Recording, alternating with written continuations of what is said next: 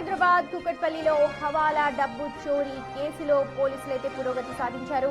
చోరీ తర్వాత ఇద్దరు లక్నోకు పారిపోతుండగా ఎయిర్పోర్ట్ సిఐఎస్ఎఫ్ సహకారంతో శంషాబాద్ లో ఇద్దరు నిందితులను కూడా పోలీసులు అదుపులోకి తీసుకున్నారు. బౌదర్పురా నుంచి జీడిమెట్లకు బైక్ పై ₹1 హవాలా నగదుని తీసుకెళ్తుండగా కళ్లల్లో కారం కొట్టి మరి ₹1 దుండగులు ఎత్తుకెళ్లిపోయారు. బాధితుల ఫిర్యాదుతో రంగంలోకి దిగిన పోలీసులు నిందితులను ప్రస్తుతం అయితే అదుపులోకి తీసుకున్నారు.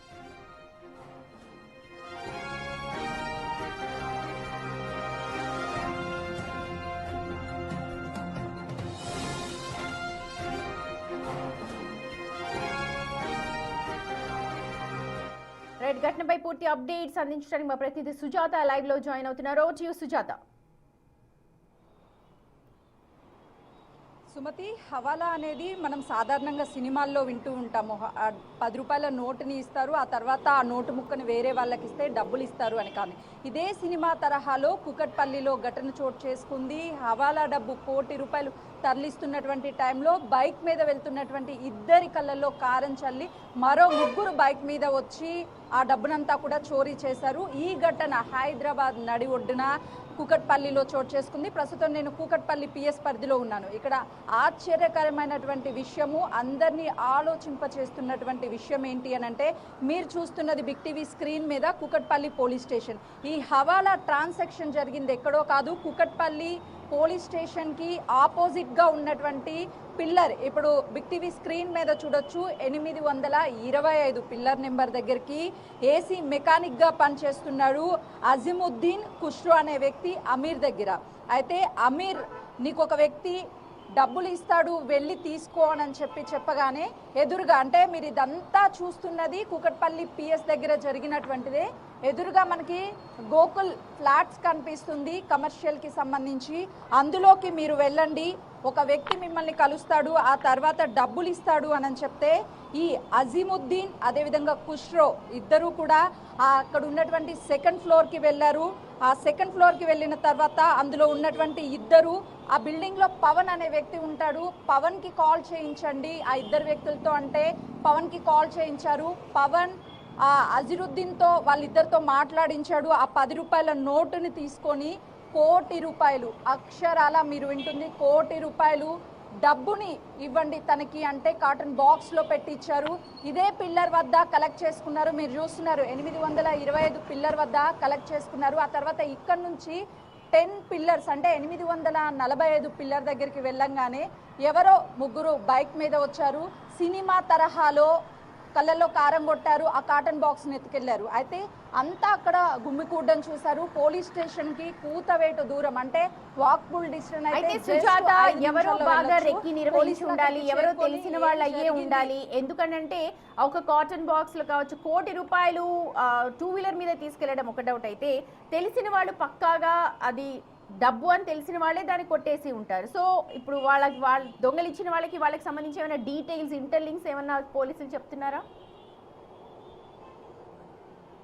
ఎగ్జాక్ట్లీ సుమతి, మీరు చెప్పినట్లు ఒక కాటన్ బాక్స్లో ₹1 రాత్రి టైంలో తీసుకెళ్తున్నారు అని చెప్పేసి ఎవ్వరికీ కూడా తెలియదు, అసలు అలాంటి అనుమానం రాదు. ఇప్పుడు దొంగలించినటువంటి వాళ్ళు ఖచ్చితంగా ఇటు పవన్కి సంబంధించినటువంటి వాళ్ళైనా ఉండాలి, లేదు అనంటే ఎవరైతే హవాలాని చేర్చాలో అక్కడికి ఆ వ్యక్తే మధ్యలో దొంగతనమైనా చేయించి ఉండాలి. లేకపోతే అమీరు, అజిద్దూన్ వీళ్ళిద్దరూ పనిచేస్తుంది అమీర్ దగ్గర కాబట్టి అమీర్ ఏమైనా సరే మధ్యలో దొంగలించమని చెప్పైనా ఉండాలి.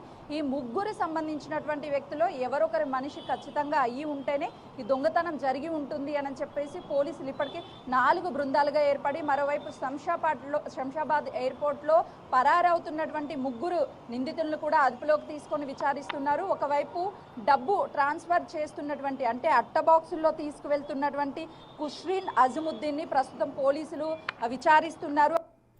ఎక్కడికి చేర్చారు, మీకు ఏం జరిగింది అని చెప్పేసి ఇన్వెస్టిగేషన్ కొనసాగుతుంది. మరోవైపు అక్కడ శంషాబాద్ ఎయిర్పోర్ట్లో 3 కూడా అదుపులోకి తీసుకున్నారు కాబట్టి వాళ్ళని కూడా మరికొద్ది సేపట్లోనే పోలీసులు విచారించనున్నారు. వాళ్ళు పారిపోతున్నటువంటి అంటే 3 గంటలకి తెల్లవారుజామున వెళ్ళి ఏ ఫ్లైట్ అందుబాటులో ఉంటే ఆ ఫ్లైట్లు పారిపోవాలి అని చెప్పారు. కానీ వాళ్ళ దగ్గర కేవలం ₹1,00,000 మాత్రమే ఉన్నాయి. అంటే ₹1 మిగిలినటువంటి డబ్బుని ఎవరికి ఇచ్చారు? కేవలము వీళ్ళ దగ్గర నుంచి 2 2 లక్షలు మాత్రమే స్వాధీనం చేసుకున్నారు. కాబట్టి వీళ్ళేమైనా సరే ఈ డబ్బుకి సంబంధించి ఇక్కడ కమిషన్ కోసం ఏమైనా పని చేశారా అన్న కోణంలో కూడా పోలీసులు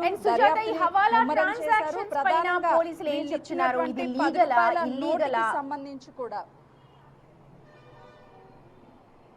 హవాలా అనేది పూర్తిగా ఇల్లీగల్ సుమతి. ఎక్కడ అక్రమంగా ఇలాంటి బ్లాక్ నగదు అనేది తరలించడం అనేది పూర్తిగా చట్టరీత్యా విరుద్ధము. అలాంటి పనుల్ని వీళ్ళు పోలీస్ స్టేషన్ ఇక్కడే ఉంది, మరోవైపు ట్రాన్సాక్షన్ చేసేటువంటి బిల్డింగ్ ఆపోజిట్లో ఉంది, కలెక్ట్ చేసుకునేటువంటి పిల్లర్ ఇక్కడే ఉంది అని అంటే మొత్తము 100 మీటర్స్ దూరం కూడా లేదు పోలీస్ స్టేషన్కి. అయినా కూడా వాళ్ళు హవాలాని అంత చావచక్యంగా ఇక్కడ నుంచి ఎక్కడో ప్రాంతానికి పంపిస్తున్నారు అని అంటే వాళ్ళు గతం నుంచి కూడా ఈ హవాలా ట్రాన్సాక్షన్ ఖచ్చితంగా చేసి ఉంటారు. మమ్మల్ని పోలీసులు కానీ ఎవరు పట్టుకోరు, ఎందుకంటే పోలీస్ స్టేషన్కి నియర్ బై ఏం జరుగుతుంది అనేది పెద్దగా ఫోకస్ ఉండదు, మా మీద ఫోకస్ చేయరు అన్న ఉద్దేశంతోనే ఇదంతా కూడా పాల్పడి ఉంటారు అని పోలీసులు అనుమానిస్తున్నారు. ఈ కేసుకి సంబంధించి దర్యాప్తు ఇంకా ముమ్మరం చేశారు. వాళ్ళు ముగ్గురిని ఆల్రెడీ ఎయిర్పోర్ట్లో అదుపులోకి తీసుకున్నారు. కాబట్టి వాళ్ళు మనీని దొంగలించినటువంటి వాళ్ళు ఎవరు, ఇటు అజరుద్దీన్కి సంబంధించినటువంటి మనుషుల, అమీర్కి సంబంధించినటువంటి మనుషుల, పవన్కి సంబంధించినటువంటి మనుషుల, ఈ ముగ్గురికి సంబంధించినటువంటి వ్యక్తులు ఎవరో అయ్యి ఉండొచ్చు. అట్టబాక్స్లో డబ్బులు పంపిస్తున్నటువంటి టైంలో వీళ్ళు దొంగలించారు, కారం కొట్టి మరి ఆ పెట్టెలో డబ్బులు ఉన్నాయని గమనించారు అని అంటే ఖచ్చితంగా వీళ్ళ ముగ్గురులో ఎవరో ఒకరికి చెందినటువంటి వ్యక్తిగానే అటు పోలీసులు అనుమానిస్తున్నారు. కాబట్టి ఆ డబ్బును ఫైనల్ డెస్టినేషన్ ఎక్కడికి పంపాలి అనుకున్నారు అన్న విషయాన్ని మాత్రము పవన్కి, అమీర్కి తప్ప ఎవరికి తెలిసి ఉండదు అని పోలీసులు అనుమానిస్తున్నారు. కాబట్టి ప్రస్తుతం వాళ్ళందరూ పోలీసు అదుపులో ఉన్నారు. విచారణ అయితే మరోవైపు కొనసాగుతూనే ఉంది. Sumathi. Right Sujatha, thank you so much. హవాలా ఇల్లీగల్, కానీ హవాలా డబ్బు దాదాపు ₹1 కోటి కళ్ళలో కారం కొట్టి ఎత్తుకెళ్లారు దుండగులు. సో వీళ్ళందరూ కలిసే పని చేస్తూ ఉన్నారా, ఎవరికి సంబంధించిన డబ్బు ఎక్కడికి చేరవేస్తున్నారు, ఇవన్నిటిపైన ఫోకస్ చేస్తూనే హవాలా ట్రాన్సాక్షన్స్ పై కూడా ఇప్పుడు పోలీసులు ప్రత్యేక దృష్టి సారిస్తూ ఉన్నారు. ఎవరైతే డబ్బులు కొట్టేశారో వాళ్ళని మాత్రం అదుపులోకి తీసుకున్నారు. శంషాబాద్ ఎయిర్పోర్ట్ లో అదుపులోకి తీసుకున్నారు సిఐఎస్ఎఫ్ హెల్ప్ తో. వాళ్ళ దగ్గర నుంచి కేవలం ₹4 లక్షల మాత్రమే స్వాధీనం చేసుకున్నారు. మరి మిగిలిన లక్షల డబ్బులు ఎవరి దగ్గర ఉన్నాయి దానిపైన ఫోకస్ చేశారు.